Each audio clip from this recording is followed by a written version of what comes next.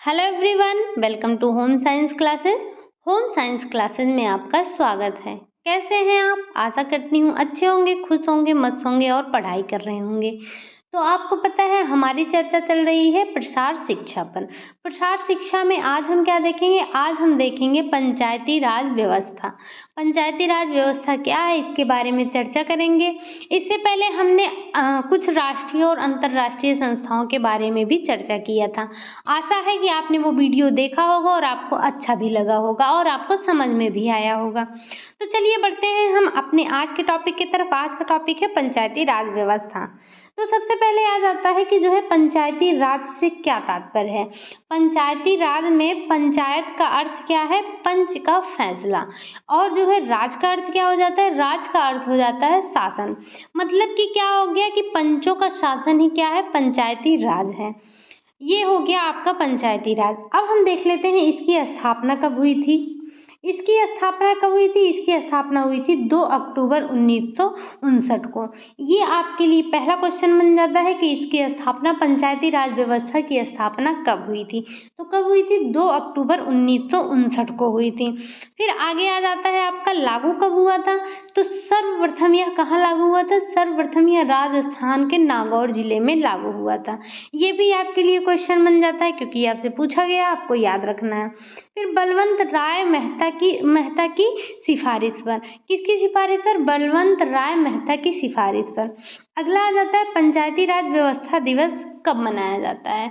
तो 24 अप्रैल को पंचायती राज व्यवस्था दिवस मनाया जाता है। यहाँ से आपके लिए 4 क्वेश्चन तैयार है। ये आपके लिए चारों क्वेश्चन है, आपको इसे हर हाल में याद रखना है। अगर नहीं याद हो रहा है तो इसको नोट डाउन कर लीजिए। अगर नोट डाउन नहीं करते हैं तो इसका स्क्रीनशॉट भी ले लीजिए क्योंकि ये आपके लिए बहुत इम्पॉर्टेंट है। ठीक, अब हम आगे बढ़ जाते हैं।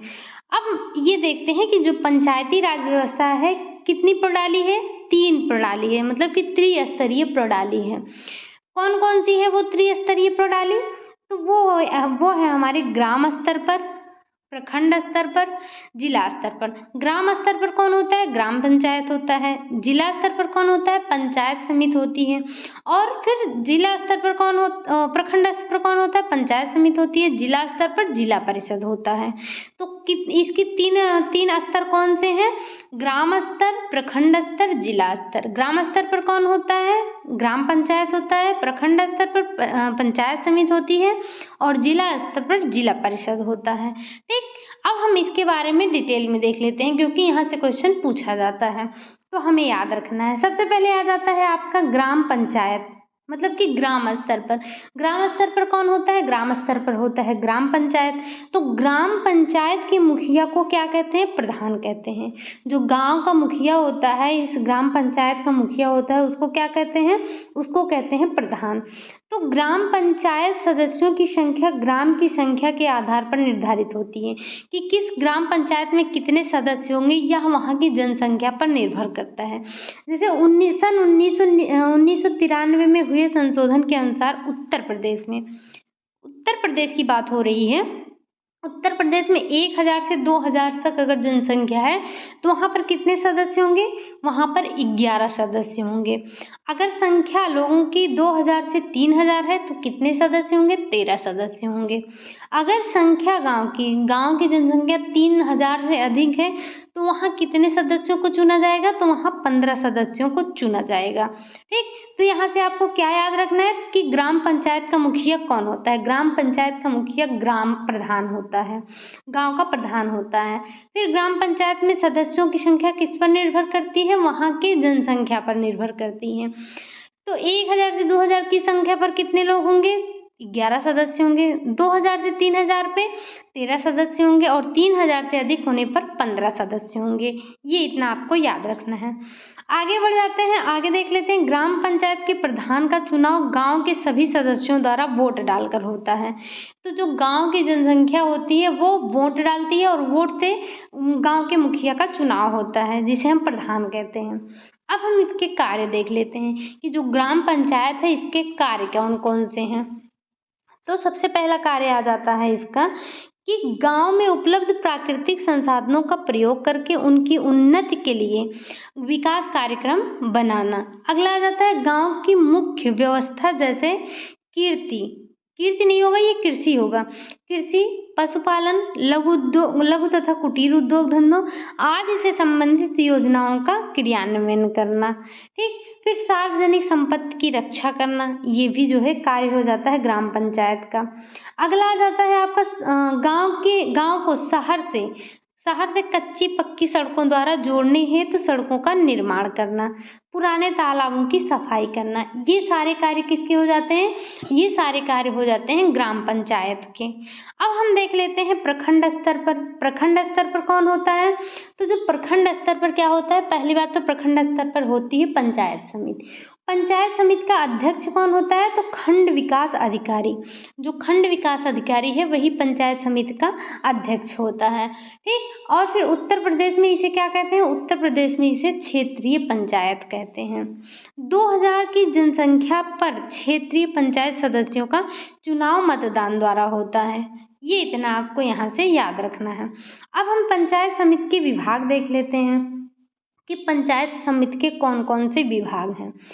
तो सामान्य प्रशासक, वित्त विभाग, जन कार्य विभाग, कृषि विभाग, स्वास्थ्य विभाग, फिर आ जाता है आपका शिक्षा विभाग, समाज कल्याण विभाग।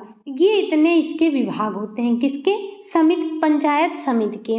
लेकिन आपको ये याद रखना है, ये जितने विभाग दिए गए हैं, जो भी 6-7 विभाग दिए गए हैं, इन सब के लिए अलग अलग अधिकारी होते हैं। मतलब प्रत्येक विभाग का एक एक अधिकारी होता है। ठीक, अब आगे क्या आ जाता है? अब हम इसके भी कार्य देख लेते हैं कि पंचायत समिति के क्या कार्य हैं। तो पंचायत समिति के क्या कार्य हैं कि कृषि के विकास हेतु योजनाएं चलाना, फिर प्राथमिक स्वास्थ्य केंद्र तथा प्राथमिक विद्यालयों की स्थापना करना, पीने के पानी की व्यवस्था करना, नालियों का निर्माण करना, सड़क का निर्माण करना, लघु तथा कुटीर उद्योगों की स्थापना करना, युवा संगठनों की स्थापना करना, ग्राम पंचायत के सदस्यों की देखभाल करना, आवागमन की व्यवस्था को सुचारू रूप से चलाना। ये इतने कार्य हो जाते हैं पंचायत समिति के। अब हम देख लेते हैं, अब हमारा आखिरी आ जाता है, ये क्या है हमारा? जिला स्तर पर। जिला स्तर पर क्या होता है? जिला स्तर पर होता है जिला परिषद। तो यह क्या है? यह सबसे उच्चतम प्रणाली है। और सबसे निम्नतम कौन है? वो है ग्राम पंचायत। तो उच्चतम प्रणाली कौन है? जिला परिषद है। ये कहाँ, इसका गठन कब होता है? तो 50,000 की आबादी पर जिला पंचायत का गठन होता है। जिला परिषद का अध्यक्ष जिलाधीश होता है। ठीक, तो यहाँ से आपको तीनों स्तर पर क्या याद रखना है? सबसे पहले ग्राम पंचायत का मुखिया कौन होता है? ग्राम प्रधान होता है। और फिर आ जाता है आपका ये पंचायत समिति का अध्यक्ष कौन होता है? तो इसका अध्यक्ष जो होता है विकास खंड अधिकारी होता है। फिर अगला आ जाता है आपका ये जिला स्तर पर कौन इसका मुखिया होता है? तो जिलाधीश होता है। अगला आ जाता है आपका जिला परिषद के कार्य। जिला परिषद के भी कुछ कार्य हैं, वो कौन कौन से कार्य हम देख लेते हैं। तो ग्रामीण जनता को आवश्यक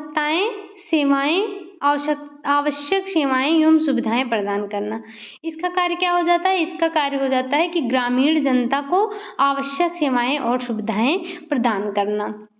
फिर किसानों को उन्नत बीज उपलब्ध करवाना, कृषि के नवीन तकनीकी की जानकारी उपलब्ध करवाना, युवाओं को रोजगार उपलब्ध करवाना।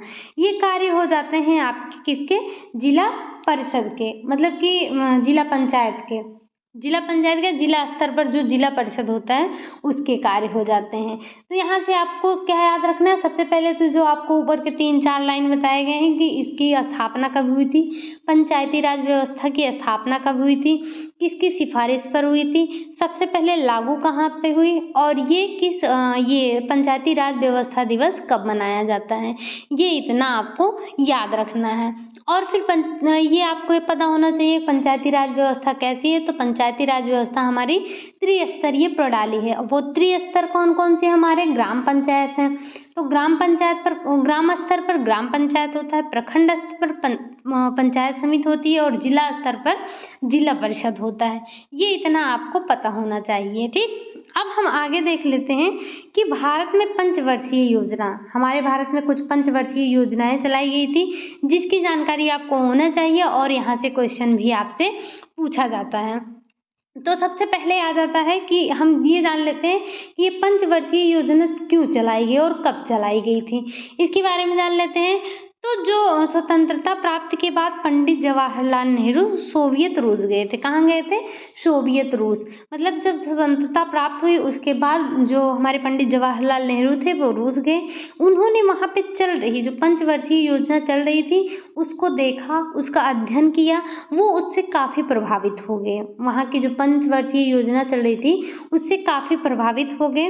भारत लौटते ही उन्होंने 1991 में पंचवर्षीय योजना की शुरुआत कर दी। किसने? पंडित जवाहरलाल नेहरू ने। उन्होंने जो पंचवर्षीय योजना चलाई, यहाँ से आपसे क्वेश्चन पूछा जाता है कि जो प्रथम पंचवर्षीय योजना थी कब चलाई गई थी, दूसरी पंचवर्षीय योजना कब चलाई गई थी, या जो है कोई भी पंचवर्षीय आपसे योजना पूछ लेगा और इसका पूछ लेगा कि इसका उद्देश्य क्या था, इस योजना में किस पर बल दिया गया था।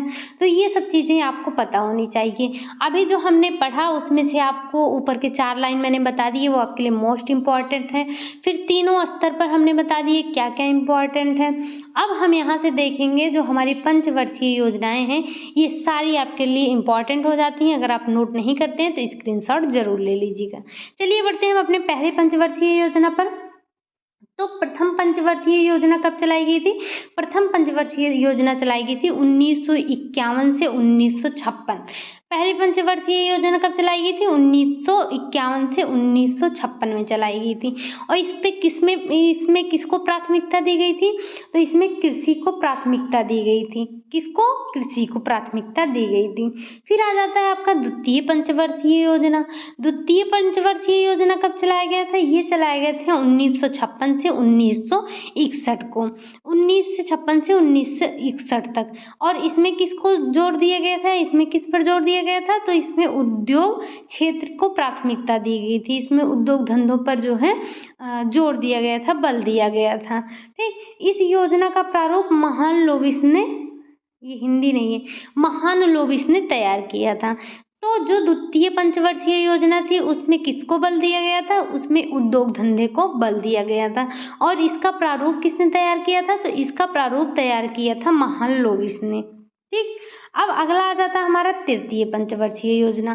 तृतीय पंचवर्षीय योजना के इसकी शुरुआत कब हुई थी? 1961 से 1966। इसमें किस पर बल दिया गया था? कृषि और उद्योग पर, इन दोनों पर जो है ये बल दिया गया था। और चौथी पंचवर्षीय योजना कब हुई थी? तो ये चौथी पंचवर्षीय जो चौथी पंचवर्षीय योजना थी इसकी शुरुआत हुई थी 1969 से 1974। इसमें आप देख रहे होंगे गैप हो गया है क्योंकि 5-5 साल पे ये योजना चलती थी, 5 साल के लिए। तो इसमें जो है 66 के बाद 69 आ गया है। 66 के बाद जो है इसमें जब आपको पता होना चाहिए जो 1966 से 1969 में जो तीसरी पंचवर्षीय योजना के बाद अकाल और विदेशी सहायता की अनिश्चितता के कारण चौथी पंचवर्षीय योजना समय से लागू नहीं हो पाई थी। तो ये आपके लिए चौथी पंचवर्षीय योजना ज़्यादा इम्पॉर्टेंट हो जाता है। क्यों? क्योंकि यहाँ से अगर आपसे सन याद कर लिया गया तो आपको अगर पहली याद है तो आप उसमें 5 जोड़ते चले जाएंगे, लेकिन आप भूल जाएंगे कि ये दो वर्ष का जो अंतर है वो क्यों है। क्योंकि ये जो चौथी पंचवर्षीय योजना है इसमें 2 साल का अंतर हो जाता है। क्योंकि आपको बता दिया मैंने क्यों, क्योंकि अकाल और जो है विदेशी सहायता की अनिश्चितता के कारण जो चौथी पंचवर्षीय योजना थी वो लागू नहीं हो पाई थी। फिर जब ये लागू हुई कब? तो 1969 से 1974 के बीच लागू, मतलब ये इसकी योजना कब से कब तक थी? 1969 से 1974। इसमें क्या हुआ था? तो इसमें स्थिरता के साथ आत्मनिर्भरता और आर्थिक विकास की प्राप्ति करना, ये इसका उद्देश्य था। तो इस योजना का मुख्य उद्देश्य यही था कि इस स्थिरता के साथ आत्मनिर्भरता और आर्थिक विकास को प्राप्त करना। फिर आ जाता है आपका पंचवर्षीय योजना। पंचवर्षीय योजना क्या हो जाता, कब से है? तो 1974 से 1979 है।